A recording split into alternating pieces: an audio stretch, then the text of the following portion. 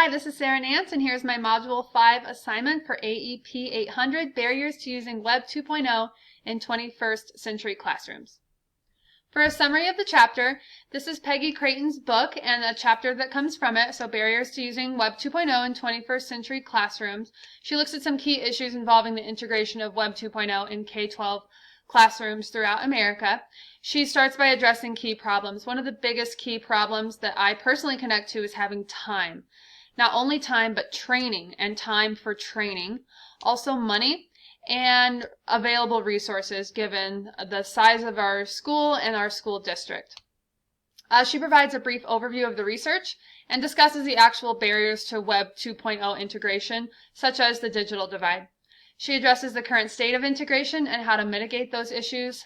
One of the key ways to mitigate perhaps is just trial and error. Again, having time for trial and error is part of the issue. She asks pertinent questions along the way, encouraging self-reflection and discussion.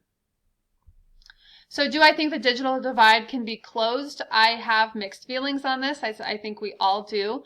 I think it's a big issue in the world and in my school especially. There are 2,700 students who go to my school, so we have a lot of different demographics feeding into our school.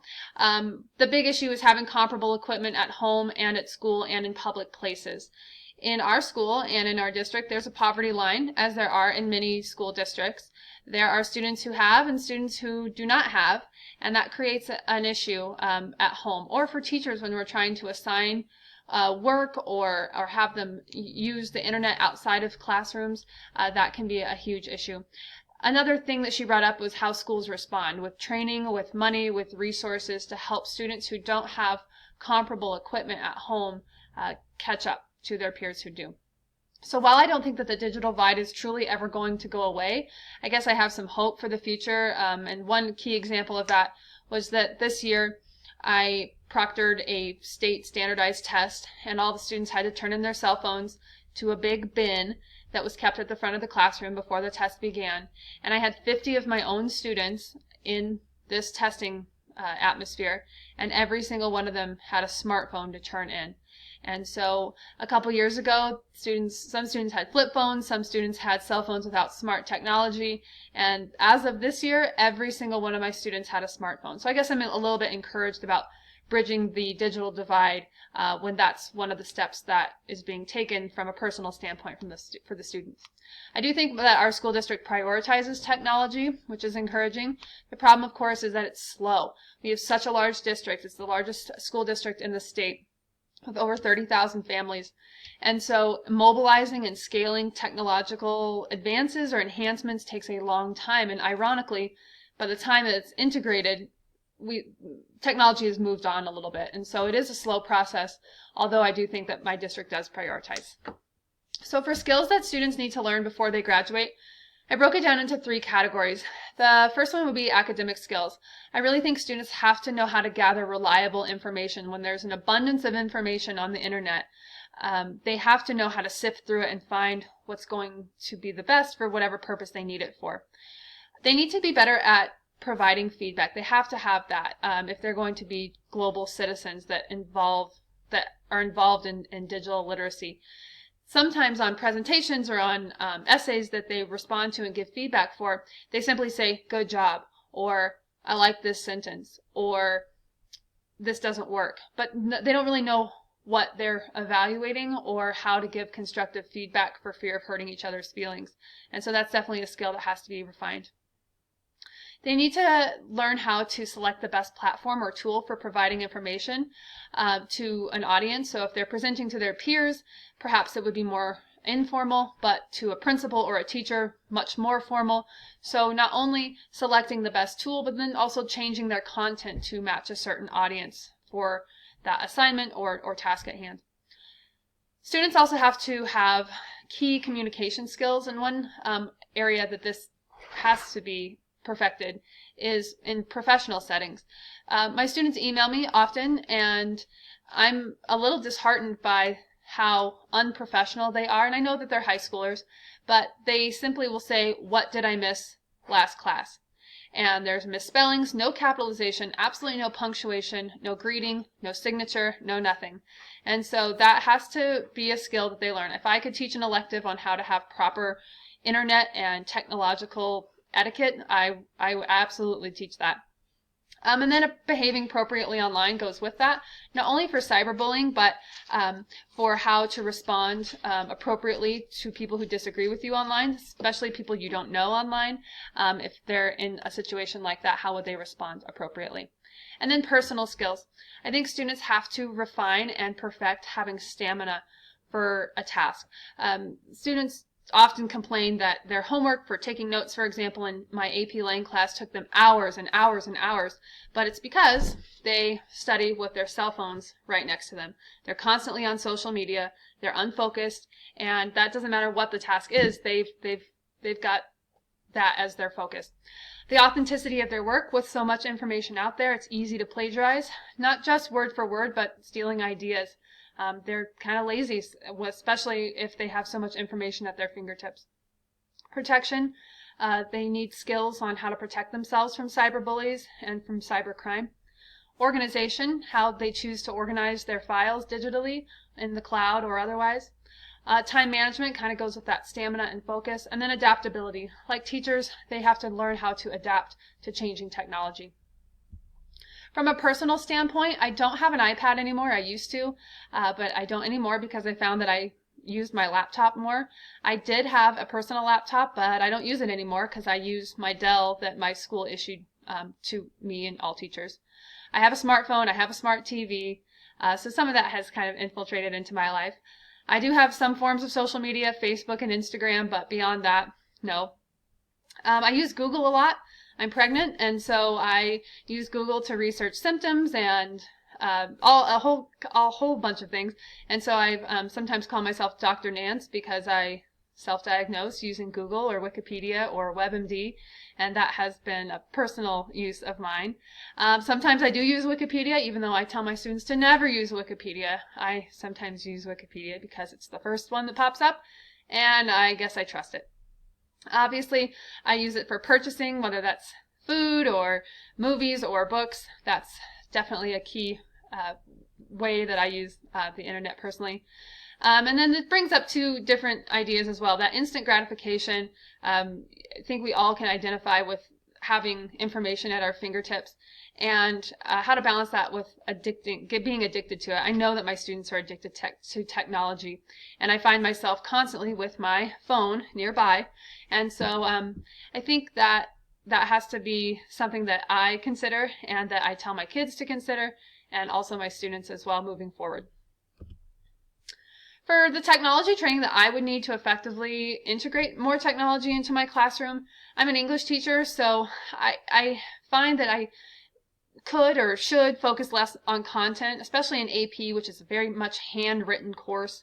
Not much technology is required or needed, but less on some of that and focus more on those skills that they're going to need as learners in the 21st century.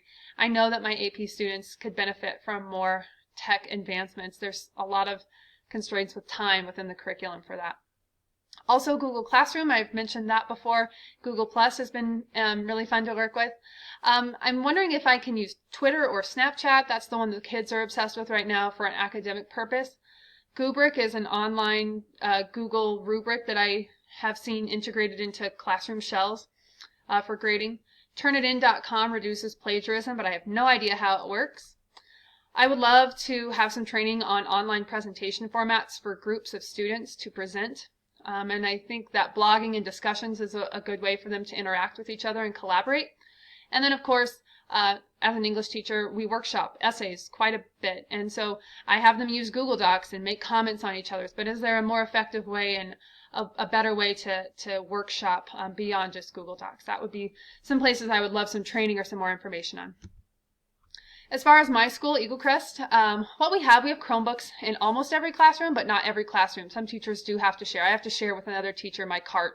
That makes it tricky when there are only 30 Chromebooks in a cart and I have 35 students in my class, and then I have to go borrow some from another teacher. All of the classrooms have projectors, and most of us have dot cameras. Our school does have its own Wi-Fi network. It's a district Wi-Fi network. We have subscriptions to research databases online, Schoology, which is our Blackboard-style interface for students. All students have something called mycherrycreekschools.org, which has emails and their own Gmail and Google Docs account. There's a 3D printer in our school, personal teacher laptops, and we do have an in-house tech specialist who is invaluable at our school. What we absolutely need a one-to-one school. I'd love for my students to be able to take computers home. Even if they don't have internet access, I'd still love for them to learn that responsibility and be able to use their laptop at home. Given the size of our district, that's not possible right now. More IT and tech support. We have a high turnover rate in our tech specialist role because it's a stressful job and not a lot of support for them as well from the district. More time to train for Google+, blogging, as I mentioned. I really am interested in the blended classroom model. I'd love some training on that or an opportunity to try that. Prioritize efforts for project-based classes. That's been something that we looked at the Horizon report, and I think that's fascinating, but is it a reality? I'm not really sure. And then maybe, like I said earlier, an elective for teaching students how to have refined web skills. Some advantages to technology. I think there's resources available for all students, and that includes teachers too, to learn how to do things online and interact with technology. There's resources. There were even resources in this article about how to get help when help isn't provided to you in the form of a person. The students become creators when they interact with technology. There's obviously opportunities for collaboration for real-world applications that they will be exposed to when they get into college and also in the workforce. There's a familiarity. Their phones and social media is always ever present, so they're familiar with this platform and online tools. It connects to their form of entertainment, so that is a great advantage that we can use. It allows students to be creative. It's obviously engaging. Students are obsessed with technology right now. Develop some cross-cultural skills when used correctly. Opportunities for leadership. There's obviously a huge responsibility that comes with technology. And then also I think it can teach them ethics and morals for how to behave when given this great responsibility of technology. And of course, communication. Some disadvantages. One of the biggest parts are the things that I cannot control, such as access to internet at home. My parents text their students in class all the time. I can't control that. I can't control parents who are needing to or wanting to talk to their kids during the school day. That is frustrating. We do have a Wi-Fi broadband at our school, but which blocks social media, but the students who use the data on their phones bypass that, and they can be on social media when they are supposed to be doing something else. And then of course the security, I can't control a whole lot of that. Some things that I can control are cyberbullying, creating an atmosphere in which that is unacceptable. The obsession with entertainment value of devices, that is a classroom management disadvantage, I guess, but something that I can control with some monitoring.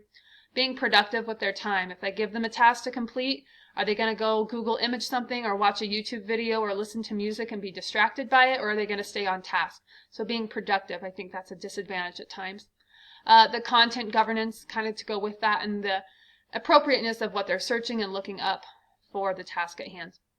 And then, of course, finding accurate information on websites. That's a disadvantage to technology. There's too much information out there, and so they get mixed up with what's important, what's not important. Finally, I haven't really experienced a whole lot of inappropriate internet usage with students. They're pretty good for the most part. If there's a problem, it usually comes with lack of stamina, so they very quickly are distracted by something else. Using that phone, that instant gratification as a distraction. And then, of course, plagiarism. I'm teaching in a high school, especially when I teach AP and they have many essays to write. You know, it's pretty common to have some plagiarism, but luckily I can catch most of it. Thank you for watching my presentation, and I look forward to looking at some others from our class.